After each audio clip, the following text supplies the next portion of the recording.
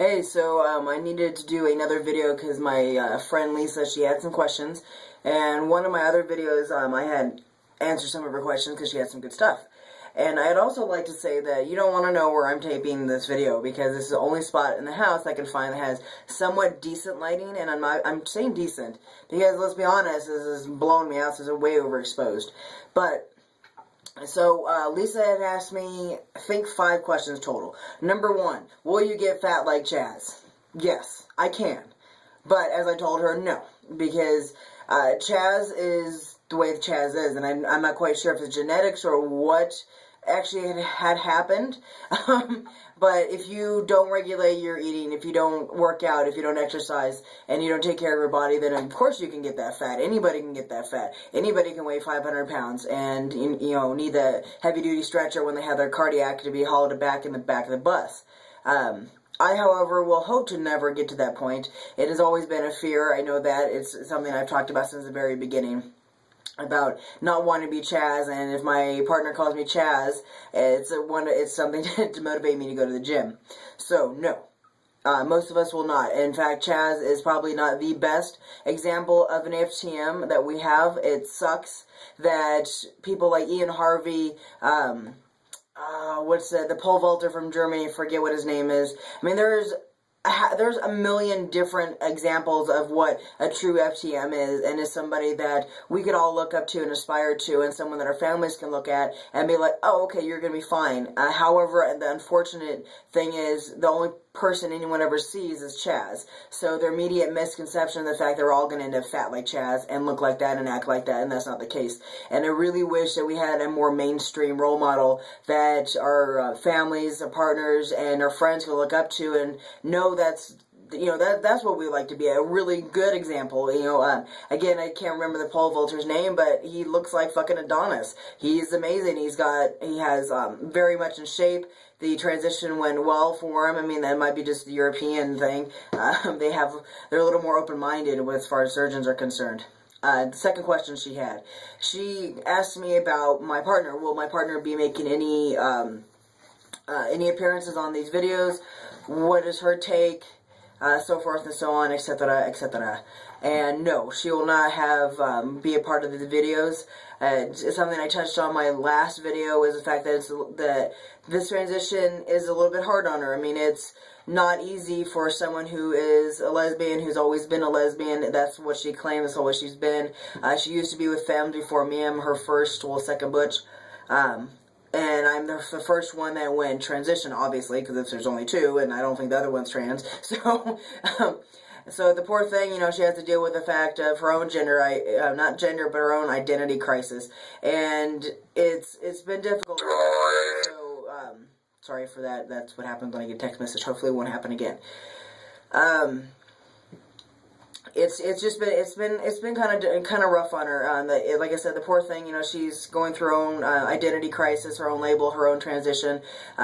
So I don't like to push anything on her anymore. I used to in the beginning, 3 months ago. I used to push a lot of this on her, and I just don't now. I mean, she supports me the best she can. She loves me as much as anyone has ever loved me. Actually, more so than anyone's ever loved me. And she has a very deep understanding, and she's very loving and very supportive in her own right, in her own way, of me just being her partner. But as far as being an FTM goes, I think it's a little bit too touchy of a subject for her right now. So asking her to be a part of these videos and asking her to come to support meetings, it takes a lot, because it's kind of admitting that your partner is transitioning. And I don't think she's at that point yet where she can admit that. I do hope that she goes to the next support group meeting with me, and maybe talk to Z's wife a little bit to kind of maybe get a better understanding. But I mean, I'm not going to force it on her. This is kind of my thing, and as she says, it's kind of a selfish thing that I've done, and I know, but it's still who I am and who I want to be. So bless her heart for being there and still being my partner through this. And, where we will be in a year, nobody knows, but I just know that we will always be the best of friends no matter what happens, what the outcome is. And you know, I love her to pieces, and maybe one day she'll do these videos, but as of right now, she doesn't watch them, and I don't make her watch them, and I don't go around parading around the house saying, look at my fur, the happy trail that I have, or look at this, or look at that. I try to keep that as down low as I possibly can. I kind of do my own transition, my own like little bubble, in my own little world, and you know, it is something that I talk about a lot, but it's something I know it makes it very, very uncomfortable for me to talk about, so I try not to, but it's something I really can't avoid. The third question that Lisa had, she asked me about my mom. She asked how she was doing, and you know, that it was good that she was actually, you know, talking about it, which is true. And I am happy that I have a dialogue with my mom now about this. I don't know how long that's going to last. I don't know what it's going to be like when I see her in person again, because I have gone through so many changes since she's been out of town. I haven't seen her, so we'll see how that goes. One of the questions that she had was about your name change. Z here in Reno, he's with Nicole Harvey of Nicole Harvey Law Firm. They are going to be hopefully hosting a class, so all of us trans guys and a lot of our sisters can do the name change correctly, so that way that when you do your name change, you've got to be very fucking careful when you do this, because you can lose school records. You can not only lose school records, you can lose basically your entire life up to the point you do your name change. So you can be very, very careful how you word it. Everything needs to be worded correctly, so that way you can do your gender afterwards, and it's an open door for your gender change, and you're also wording it in such a way where your all your past records, medical records, school records, are all going to be transferred to and still attached to you as a person, but with the new name. So you got to be very careful with that.